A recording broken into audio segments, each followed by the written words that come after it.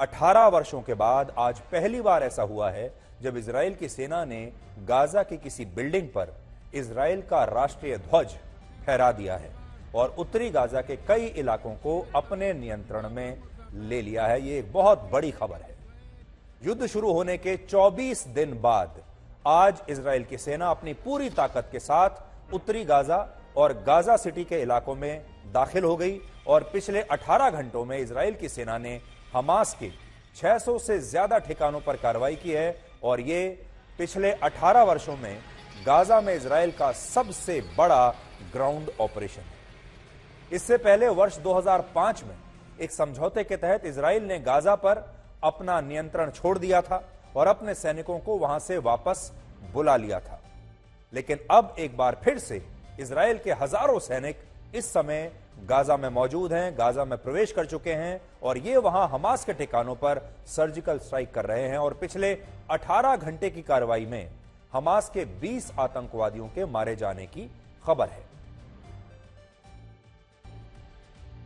आज आपको इस युद्ध के बारे में दो बातें पता होनी चाहिए। पहली बात, आज इस युद्ध का 24वां दिन है, यानी 24 दिन बीत चुके हैं और इजराइल की सेना 24 दिन के बाद, या समझ लीजिए 23 दिन के बाद 24वें दिन गाजा में इस तरह प्रवेश कर पाई है। और दूसरी बात यह कि इस युद्ध में अब तक कुल मिलाकर 9,500 लोग मारे जा चुके हैं, जिनमें 8,000 लोग गाजा के हैं और 1,500 लोग इजराइल के हैं। सारे लोग हर रोज कुछ ना कुछ सामान ऑनलाइन ऑर्डर जरूर करते होंगे और इस दौरान कभी सोचते भी नहीं होंगे कि अगर डिलीवरी बॉय कोई पुराना अपराधी निकला, कोई हिस्ट्री शीटर निकला, कोई कातिल निकला, कोई चोर उचक्का या डकैत निकला और वो आपके घर आया तो आप क्या करेंगे। लेकिन दिल्ली के पास ग्रेटर नोएडा की एक मल्टी स्टोरी हाउसिंग सोसाइटी में बिल्कुल ऐसी ही घटना हुई है, जिससे आप सब लोग आज सबक ले सकते हैं। इन तस्वीरों में ये जो लड़का आपको दिखाई दे रहा है, इस लड़के ने ग्रेटर नोएडा में एक 19 साल की लड़की के घर पर ऑनलाइन डिलीवरी करने के बाद उसका रेप कर दिया और फिर उस लड़की के साथ मारपीट भी की। ये वो लड़का है, देखिए। बाद में पुलिस ने एक एनकाउंटर में इसके पैर में गोली मारी, तब जाकर यह पुलिस की पकड़ में, पुलिस के काबू में आया। इस लड़की ने, जो 19 साल की लड़की है, जो इस सोसाइटी में रहती थी, उसने ब्लिंकिट नाम के ऐप पर कुछ ऑनलाइन सामान ऑर्डर किया था। लेकिन जो डिलीवरी बॉय उसके फ्लैट पर यह सामान देने के लिए पहुंचा, वो बार बार उस लड़की के घर के अंदर झांक कर देख रहा था और इसी दौरान जब उसे यह पता चला कि यह लड़की अपने फ्लैट में अकेली है, तो वो पैसा लेने के बहाने घर के अंदर घुस आया और उसने इस लड़की का रेप किया और फिर उसके साथ मारपीट भी की। इसलिए आज हम आप सबको ये बताना चाहते हैं कि इस खतरे से आप खुद को कैसे बचा सकते हैं, तो ये भी ध्यान से सुनिएगा। पहला समाधान तो यह है कि जिस तरह उबर और ओला जैसी ऑनलाइन एग्रीगेटर्स या कैब कंपनियां अपने ड्राइवर के बारे में सारी जानकारी पहले ही ग्राहकों को देती हैं।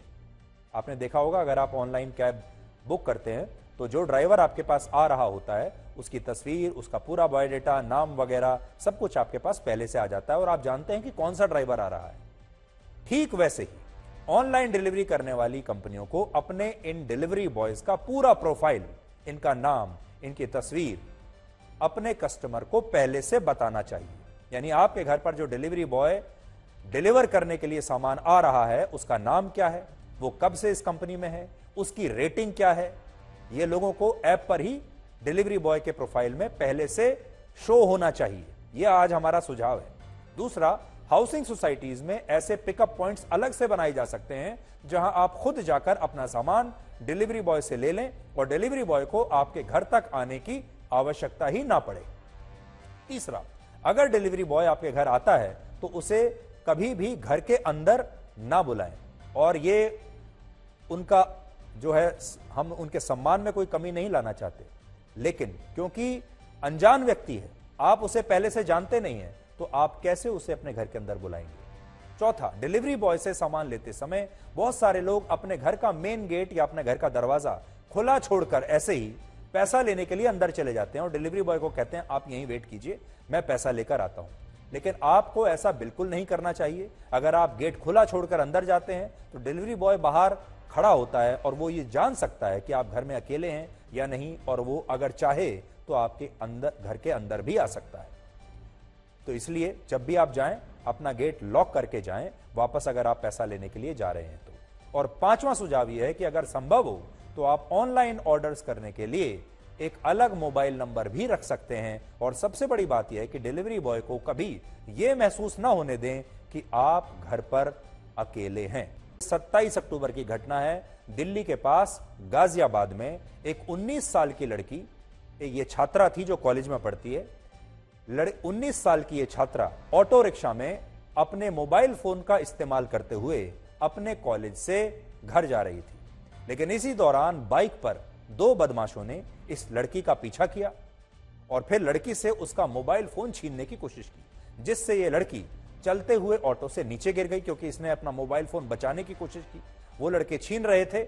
इस पूरे प्रोसेस में उन्होंने लड़की का हाथ पकड़कर बाहर खींच लिया और यह लड़की ऑटो से नीचे गिर गई और इसका सिर जो है वो फुटपाथ से टकराया और इस लड़की की मौत हो गई।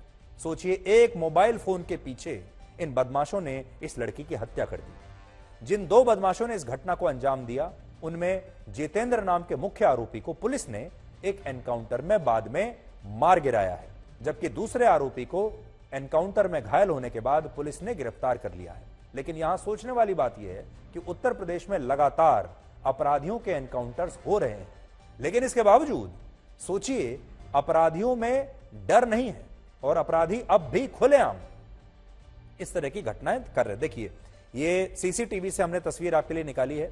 ये दो वो अपराधी हैं जो बाइक पर हैं, ऑटो से जा रहे हैं, ऑटो के पीछे पीछे उस लड़की को इन्होंने निकाला बाहर, नीचे गिरा दिया और दुर्भाग्य यह है कि इस दुर्घटना में इस 19 साल की छात्रा की मौत हो गई। अब ये 19 साल की जो छात्रा है, इसकी जगह कोई भी हो सकता था, कोई और छात्र भी हो सकता था, कोई दूसरी छात्रा भी हो सकती थी। इसलिए ये सावधान रहने वाली खबर है। और यहां मैं आपको ये बताना चाहते हैं कि ये जो मोबाइल फोन जब आप इस्तेमाल करते हैं, अक्सर जब हम अपना मोबाइल फोन सड़क पर चलते हुए, बाजार में, बस में बैठे हुए, ट्रेन में बैठे हुए, ऑटो में बैठे हुए, कहीं भी हम जा रहे हैं, हम इसकी जो ग्रिप होती है बड़ी ढीली करके रखते हैं और इस फोन का इस्तेमाल करते हुए चलते हैं। आजकल हम ज्यादातर लोग सड़क पर पैदल चलते हुए भी फोन का इस्तेमाल करते हुए, और सारा ध्यान उनका यहां होता है। कोई भी व्यक्ति आपके हाथ से आराम से आपका फोन छीनकर भाग सकता है और ये आजकल खुलेआम हो रहा है। वर्ष 2017 में जब से योगी आदित्यनाथ उत्तर प्रदेश के मुख्यमंत्री बने हैं, तब से उत्तर प्रदेश में 10,000 से ज्यादा एनकाउंटर्स हो चुके हैं, जिनमें 185 से ज्यादा अपराधी इन एनकाउंटर्स में मारे गए हैं। लेकिन इन एनकाउंटर्स के बाद भी सोचिए, ये जो अपराधी हैं, ये फिर भी इनका डर जो है इनके मन में आ नहीं रहा है। अब भी ये ऐसी घटनाएं लगातार करते जा रहे हैं और इस घटनाक्रम में भी यही हुआ है।